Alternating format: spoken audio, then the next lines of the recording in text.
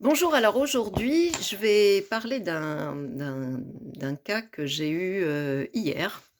Voilà, c'est une jeune femme, enfin, une cinquantaine d'années, qui vient me voir par rapport à une, sclérose en plaques et notamment, beaucoup de perte d'énergie, une grosse fatigue et dans son discours, elle me cite la phrase suivante, elle me dit, «Même quand je fais une nuit de 10 heures, je me réveille épuisée». Et au début de séance, donc je prends toujours des notes, je demande aux gens pourquoi ils sont là, qu'est-ce qui les amène. Je prends des notes et ensuite, en début donc, de travail sur table, à ce moment-là, quand on commence vraiment la séance, je vais checker toutes les notes que j'ai prises et je vais entourer les mots, les groupes de mots qui enclenchent une réaction de stress dans le corps de la personne. Cette fois-ci, c'est justement la phrase même quand je fais une nuit de 10 heures que j'entoure. OK, donc je me dis: «Bah, cette phrase-là, on en fait un objectif, en fait, hein». Donc on va travailler sur l'objectif, je fais une nuit de 10 heures. Dans le cadre de la séance, donc les choses se déroulent comme elles se déroulent et à un moment donné, je dois ouvrir les datas concernant la mémoire transgénérationnelle et je me retrouve, au niveau du grand-père paternel et je lui demande donc si elle l'a connu, si elle l'a encore, s'il est encore en vie, et qu'est-ce qu'elle peut me dire sur ce personnage? Et elle m'explique que cet homme, elle l'a connu, oui, bien sûr, enfin pas bien sûr, mais elle l'a connu et que c'était un affreux bonhomme qui a violé sa fille pendant des années. Cet homme, il avait 4 enfants, 3 garçons, une fille et à ce moment-là, donc je demande à cette personne et donc elle m'explique que tout le monde le sait dans la famille, donc ça, c'est pas voilà, c'est pas inventé, c'est une réalité. Tout le monde le sait dans la famille, les frères, les sœurs, donc la sœur évidemment, enfin la fille de l'affreux bonhomme et ses frères, qui étaient eux battus. C'était un bonhomme, donc violent aussi. Donc enfant battu, enfant violé, juste la fille, pas les garçons et puis elle m'explique que, personne ne veut en parler. Elle a demandé à son père, à ses oncles, qu'il y ait réparation, qu'il y ait quelque chose qui soit fait pour réparer, ce tort et elle me dit, qu'à chaque fois c'est une cause de non-retour, personne ne veut en parler. La réponse c'est, «Laisse-le passer, où il est». Et elle me dit c'est et puis là, elle se met à pleurer et parce qu'elle m'explique que toutes ses cousines ont des problèmes de santé comme elle, plus ou moins graves et son frère, lui, a des problèmes, psychologiques assez graves de type schizophrène.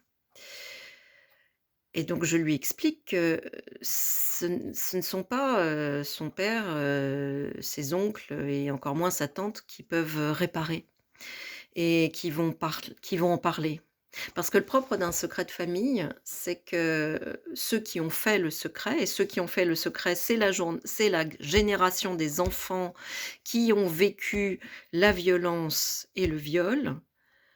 Ils ont fait de cette situation un secret de famille parce que, pour cette première génération, les faits sont innommables. Je ne peux pas nommer, je n'ai pas de mots. Je n'ai pas de mots pour dire. C'est difficile de décrire l'horreur, hein, avec des mots, c'est faible.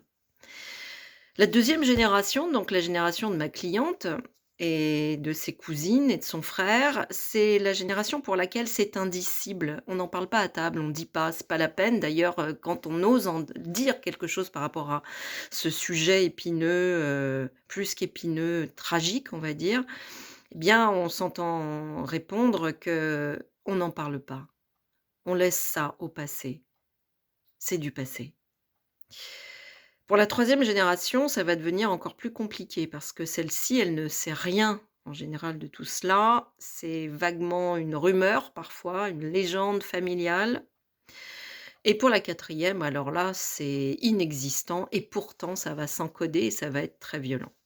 Mais déjà, on voit que pour ma cliente, deuxième génération, c'est violent et ses cousines, pareil et son frère, pareil. Alors évidemment, toutes leurs pathologies ne sont pas dues exclusivement, hein, à ce secret de famille et à cette tragédie, mais ce n'est pas pour zéro que ça compte ça. Et je vais le prouver d'une nouvelle manière en explorant à ce moment-là l'arbre généalogique de cette personne avec les prénoms des personnages principaux, de certains personnages importants que je suis amenée à poser par test sur ma feuille de papier.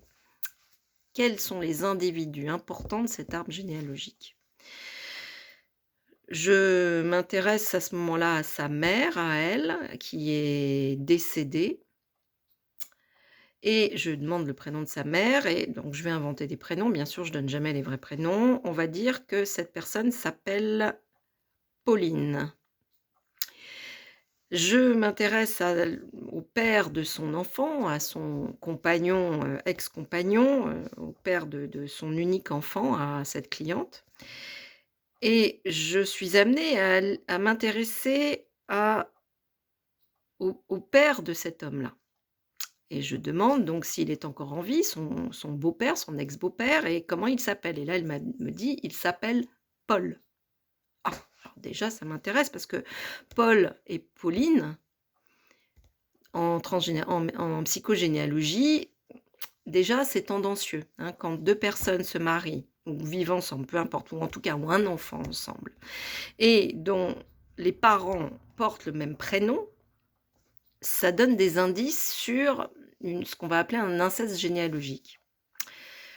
Mais c'est pas terminé parce que quand je demande le prénom de la sœur, il faut se retrouver, hein, dans ce que je raconte, hein. Un arbre généalogique, faut avoir une pensée en arborescence, hein, faut être un zèbre, hein, comme moi. Donc c'est facile quand on a une pensée en arborescence parce qu'on place très, très vite, les personnages différents, on visualise complètement l'arbre généalogique. Donc là, je lui demande à ce moment-là le prénom de la sœur de son père, la fameuse tante qui a été victime de viol et là, elle me dit: «Bah, c'est Paulette». Ah! Encore Paul. Paul, Paulette, Pauline, 3 prénoms qui sont en fait identiques, féminisés et ça confirme l'inceste généalogique. Mais on s'aperçoit que parfois et souvent, derrière un inceste généalogique, il y a un inceste réel. Alors parfois on n'en a pas la preuve, parfois on le retrouve pas, parfois c'est lointain. Là pour le coup, c'est pour ça que je donne, cet exemple, en illustration parce que là c'est une vraie réalité. Une vraie réalité qui se constate dans les prénoms de l'arbre généalogique des descendants. Avec les C'est une façon en fait, le propre d'un secret de famille, c'est souvenons-nous d'oublier ou encore n'oublions pas d'oublier. Donc tous les descendants, tous les personnages de la saga familiale vont rappeler cette histoire tragique qui n'a pas trouvé de résolution, qui n'a pas été réparée, en mettant des prénoms ou des pathologies. Ma cliente, elle ne peut quand elle fait une nuit de 10 heures, elle se réveille fatiguée. Ah! Mais est-ce que c'est possible de faire une nuit de 10 heures quand on vit dans une maison dont le père est un bourreau, un violeur, un père incestueux?